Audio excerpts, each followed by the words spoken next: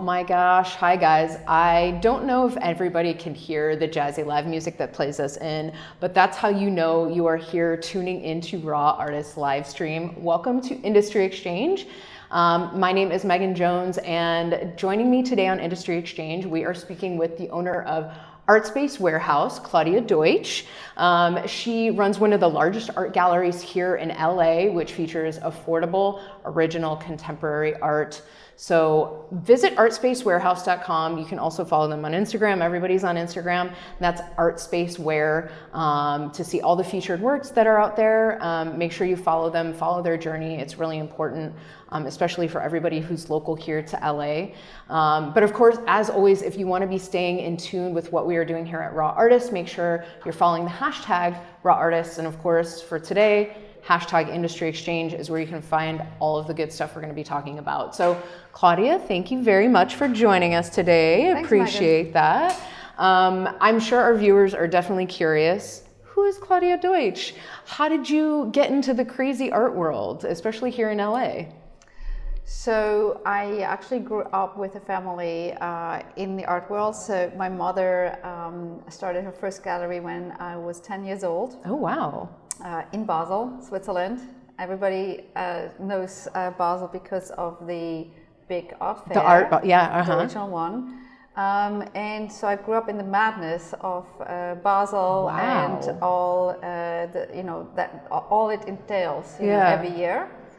I still didn't think I would ever, end up in the art market, but then living here, working for a lot of charities, networking, and then finding out that there is really not that much art, affordable art in LA or around the world is very difficult to find. I opened Artspace Warehouse about 9 years ago. And delved into it, full steam. And it became so successful, I opened another gallery just a few months ago. Yeah. So how do you think, you saw that need, how do you think that Artspace, how does that fit into the current landscape of LA's art community? It's a different concept in a way where art is a luxury. When you go shopping, you buy. Most people buy. They first go, spend money on your home, on cars, on clothes, entertainment, so on, so on, so on. Art is one of the low on the priority list. In the United States. Yes. In Europe, it has a slight different priority. I mean. And when you go luxury shopping, let's say you go into a brand name store, even it could be very expensive. Everything has a price tag. You can go like expensive shoe shopping and you look and it's like, oh my God, I can't afford this. Yeah, I'm putting down that shoe. But in the art world, there's not been any galleries, where you can go in and you see the prices right away. You always have to ask, for a list, and it's a little bit, more not very welcome. Yeah. So I try to change that, make it more approachable. And also to give people more security of when they come, they know what to expect. Yeah, I think being transparent, right? Like with your consumers, it's like, I think that really, creates, open door communication and people feel like, okay, I am more likely to buy this. Like, I don't feel like you're trying to get one over on me, or sometimes just seeing a number, they can equate a value right away and have that instant connection. Yeah. So that's super smart. I mean, just kind of right off the bat. Yeah, and then also, when you work with artists, you always work as a team on where they are in their career in terms of prices, and you make sure that that level is transparent and it's the same all over the world. Yeah. So, people, collectors who buy an artist's works in London or in Hong Kong is going to be the same price as it is in Los Angeles. So when they travel here, they expect that, they come in and right away it's like, it's a validation, and people feel very comfortable in that sense. Yeah. That's very interesting. That's good to know. Yeah. So can you talk a little bit about the services that Artspace Warehouse provides to the artists that you work with? So a lot of artists, because we work with a lot of emerging artists, we have actually worked even with artists who have emerging artists. That's you guys. Who actually have exhibited with RAW. There was one artist a few years ago. I was a judge on one of the RAW events, and my favorite one was a runner-up, who was actually very disappointed that she didn't win. But I thought, she was my favorite, so I approached her, and in a very short time gave her a little bit more of an intro to the market, and was able to exhibit her worldwide in our gallery in Zurich, at art fairs in Hong Kong, and even having a platform for emerging artists, showing them worldwide there's very, very few galleries in the world that have that capability. And so we do that. When we have a gallery in Zurich, that a lot of the artists that we feel would be right for the European market, we help them, with that entry to that market. And we work very closely, with the artists. Basically, it's coming just like educating them on how to present an artwork. Just like the basics. How to wire an artwork. That's amazing though, because and I think that with RAW we've found that as well. Is like sometimes this is their first art show. Sometimes this is their first any type of this, or maybe this is the first time somebody's actually seeing their work. So it's things like that really kind of set you apart from others, and I think that's important because those are great tools to how to get into galleries. So I guess let's discuss that. What can visual artists work on to get into galleries? Where do you kind of start with that? Well, we have a submission link, for example, on our website, and we always encourage artists, to look at that, because we say exactly, what we're looking for. And of course, art is visual. So if an artist just emails us a website, most of the time we don't have the time to look at every website. We can have days, you get sometimes 10 submissions a day. So you add that up, 300 submissions a month. It's difficult to look at each one of them, but we do want to look at each one of them. We really want those submissions, because that's one of the best ways for us to find a new artist that fits into our galleries. But when we receive submissions, and there's like 4 or 5 photos, they're not 10 megabytes, so it doesn't take us like all the bandwidth to open them. But you can just flick through them, and people actually give us the information, like the size, the media, when it was painted, and the price. So all those details, it's important. Very easy. You can just do either one attachment, or you just write it in the email, and then we can scan over it, and those are the artists that we have much easier understanding what it is. If we have to go back and ask the artist, what is the size of this, or what media do you do, is this a one of a kind, is this a multiple? Many times we rather just want to have this up front, and many artists don't understand that you have to give that in order to kind of like move forward. And I think that that's some really great advice on just approaching galleries, right? Is like, do your homework for them. Don't make the gallery really have to do the homework. It's also being prepared as an artist, right? Being educated on your own work, so you can properly communicate to industry professionals that you're trying to work with, like, oh, this is what my art is, this is when I created it. So those are really great kind of tips on that. I guess, like, how do you choose when it comes down to that, when you're reviewing everything?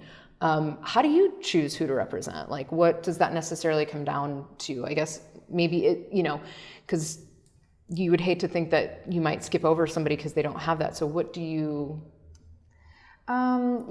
When you have a gallery and you're working with many different artists, one of the things is, and that's important for artists to know, that you're not necessarily looking for an artist who does exactly something that another artist does in a different way.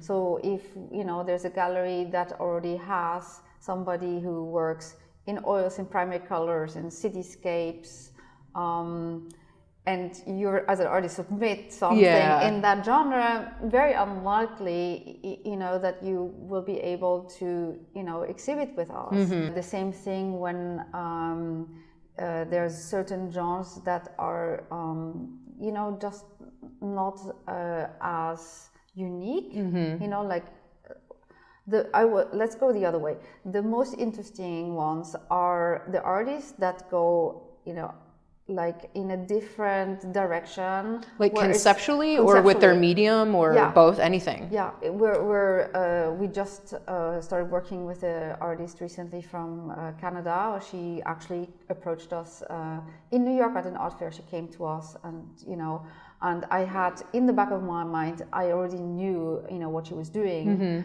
because she had submitted to us. But I didn't get back, and then she came in person. I was like, oh my God, I remember exactly what it was. And it's still acrylic paint, but it's like sliced in a different way, and the composition is a very, very new way of how she creates these artworks. Many times that's what we're looking for, somebody who has a voice that is very unique and not necessarily another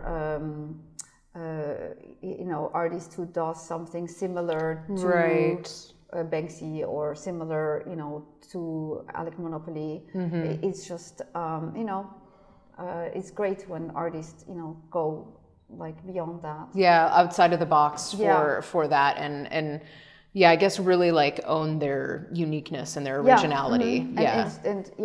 And sometimes the same thing is when we receive a submission and an artist goes like, hey, here's my 5 different styles.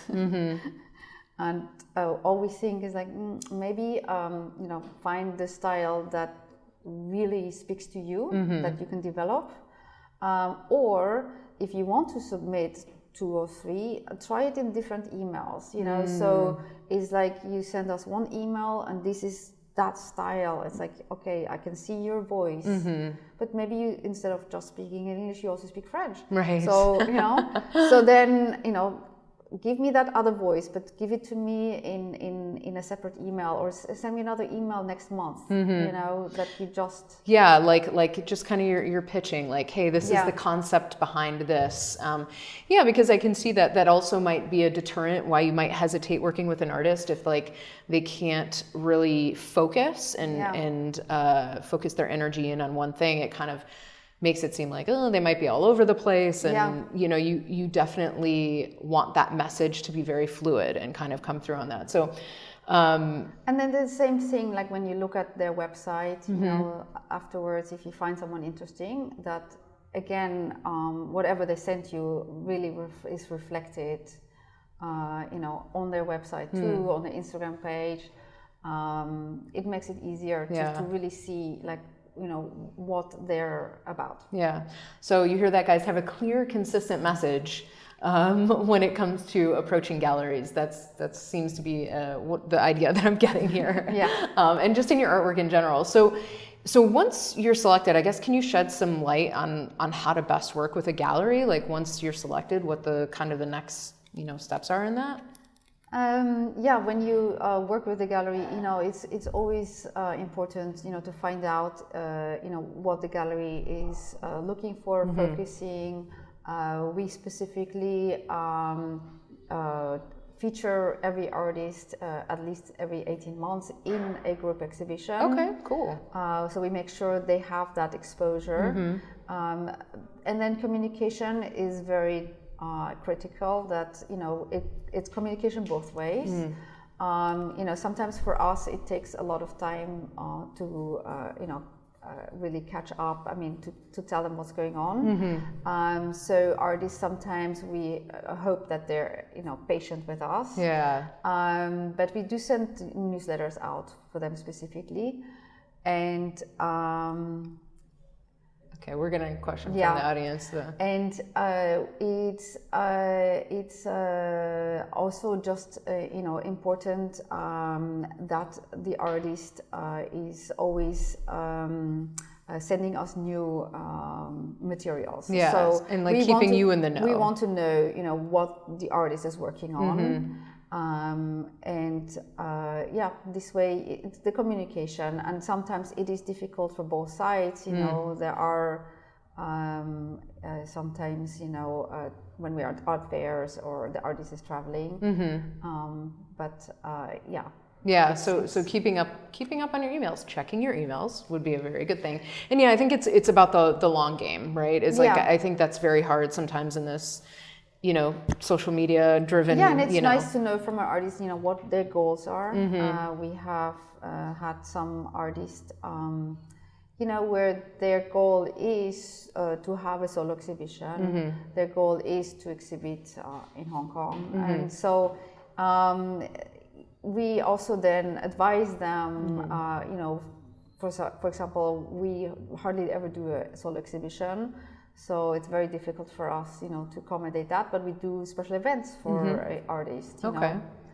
And then when it comes to art fairs, what's very interesting is that certain markets, certain styles work much better. They resonate more with the local people in Hong Kong or in Hamburg, or when we exhibit them in London. Some artists get disappointed that they're not chosen to be shown at an art fair, but we also don't want to have them disappointed for us taking art there and bringing it back where it doesn't sell. So it's it's kind of both. We have to weigh everything. Yeah, you have to have that. It's a good, gotta foster that relationship. So we got a question from the audience, and just so you guys are aware, I hope you're writing in and sharing your love. This is some really great insight here with Claudia Deutsch, who's with Artspace Warehouse here in LA. And we definitely want to keep this going. But so real quickly, is social media a factor in your selection process? Are you more likely to look at a website, or is Insta better? And then we'll get to the second question. Okay, so we always look at the Instagram pages. Instagram. It is. It's definitely one of our number one places, because what's fun is you see not only the artist's final works, but you see like when the progress are shots. So, whip it, y'all. Works in progress. Yeah, and you actually see them, in the studio, and those are the things that for us makes it the artist more approachable. We kind of see, this is how they work, and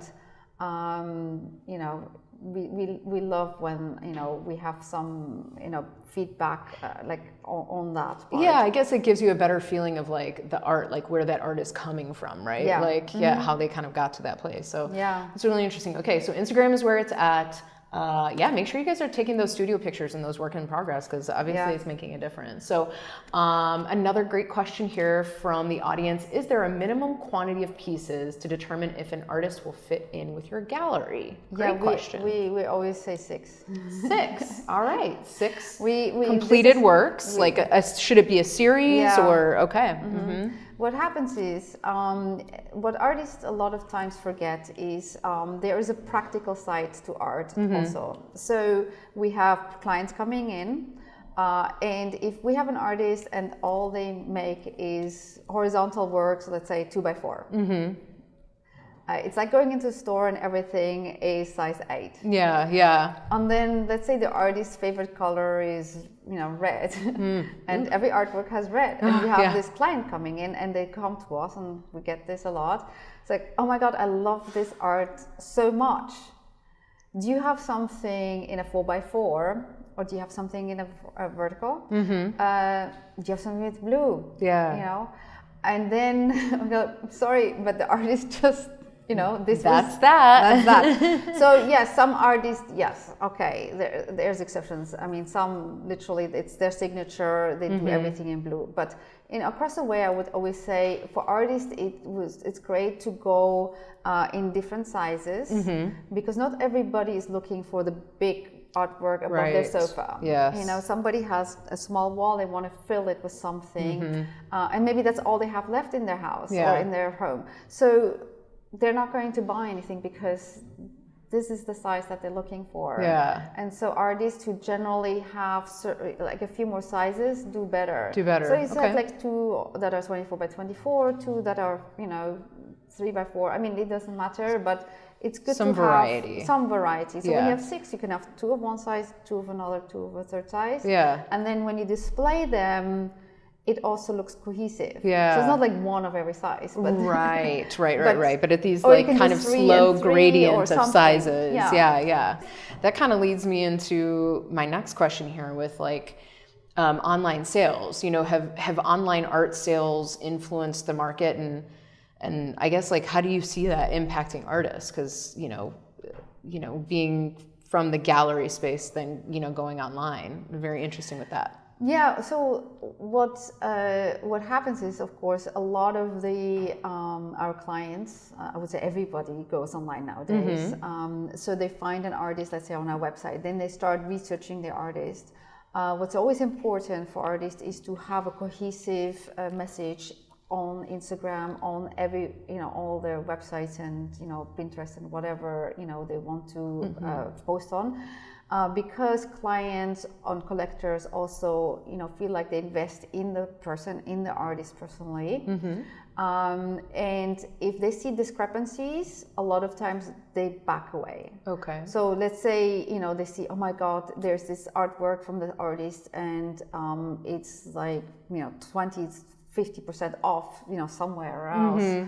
And they say, oh, wait, maybe I shouldn't invest in this artist because it's not the right thing. It's not worth investing. If it's like all of a sudden it's Black Friday sale or something like that. So it's a very fine line. Sometimes we say okay, maybe something can be reduced somewhat in the price to get more collectors to look at it. But you have to have a very fine line that it doesn't devalue the artist. And so the artist also has to make sure that everything looks okay the same way. Okay. And there's always clients that test, so they send emails and things like that. And very interesting. And then sometimes if they get conflicting messages, they come to us. It's like we got this and this back, and why is this artist not worth it?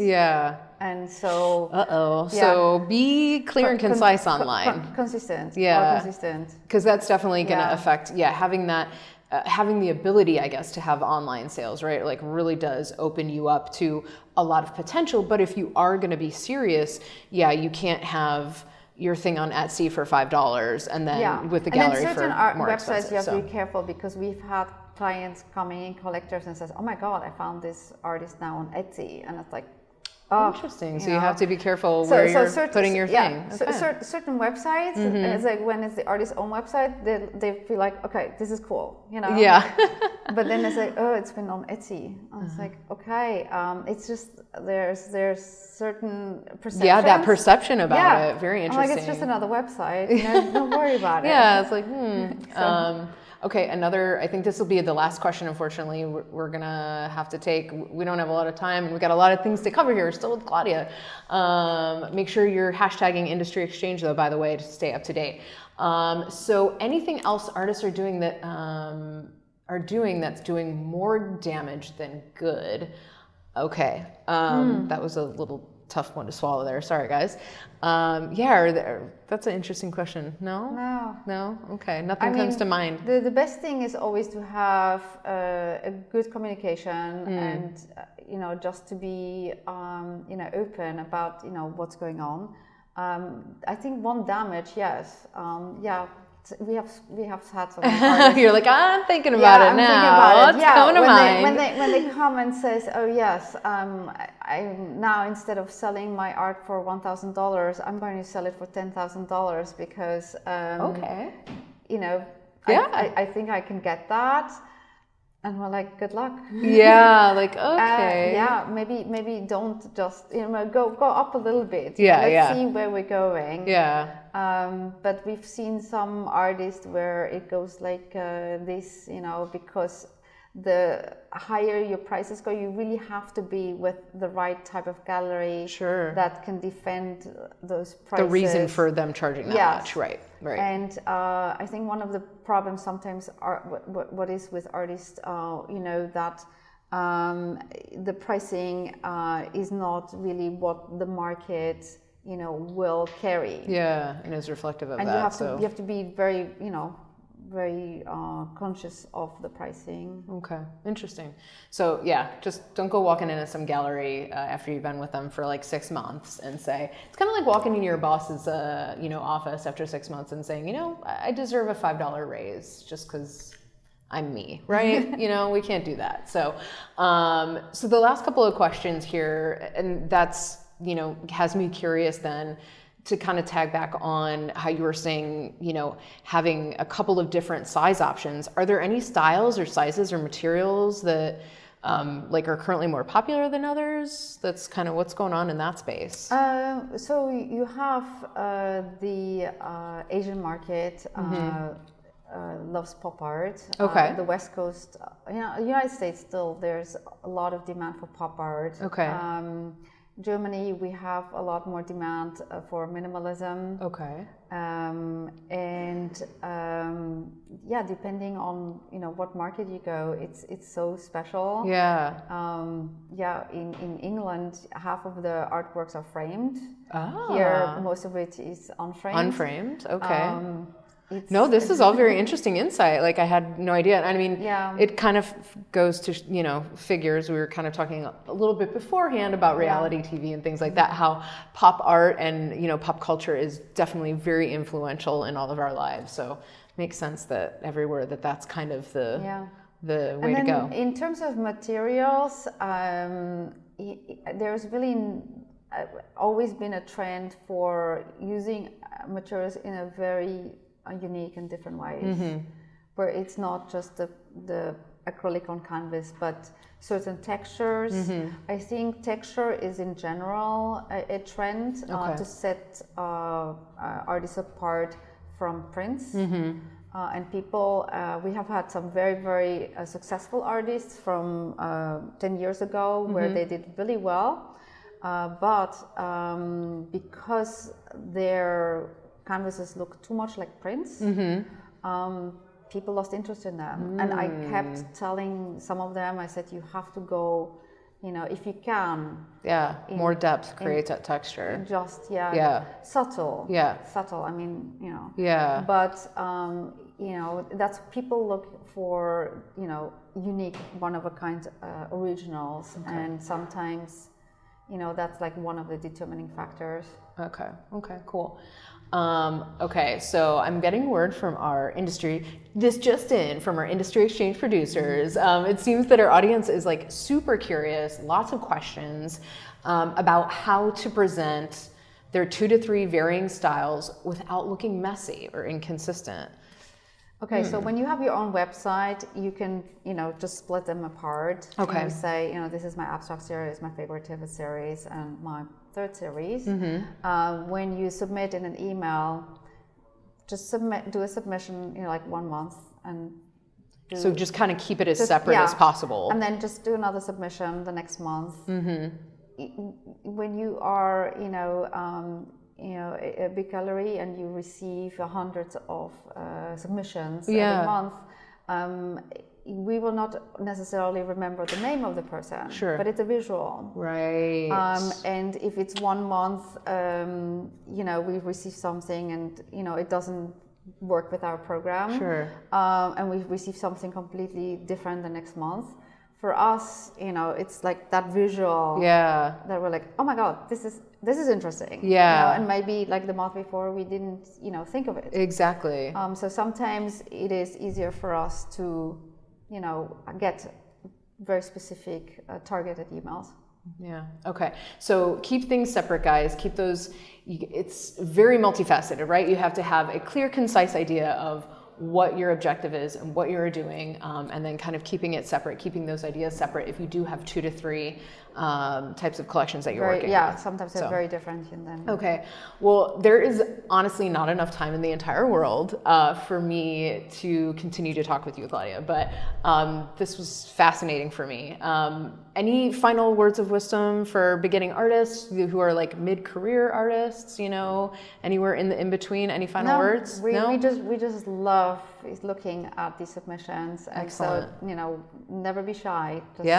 Just submit. And if we don't hear back, we actually have submissions from years ago that we keep in there just because like at that time there was no fit. It just didn't work. And then we go back to them later and all of a sudden we're like, oh my God, remember that? Yeah. So be persistent, be consistent. And go check out Artspace, and you can find them at Artspace Wear on Instagram. You can go to check out their website as well. Thank you so much for talking with us today, Claudia. Thank you, it was such a pleasure. And thanks for all you guys for watching, sending us your questions. I'm so glad you had so many for Claudia today. Next month is a real treat though. I am going to be chatting with none other than the CEO, Heidi Luera. They're celebrating their 10th birthday, 10 years. Raw has been around. So that's an amazing feat. Something that I am proud to have been a part of for quite, the majority of that time, for about 8 years. But we are going to be here live next month. So make sure you tune back in 2 p.m. PST on Tuesday, March 26th. That's when you can watch us and we'll get the lowdown and the nitty gritty from Heidi. Thanks you guys for tuning in. We'll see you next month. Bye.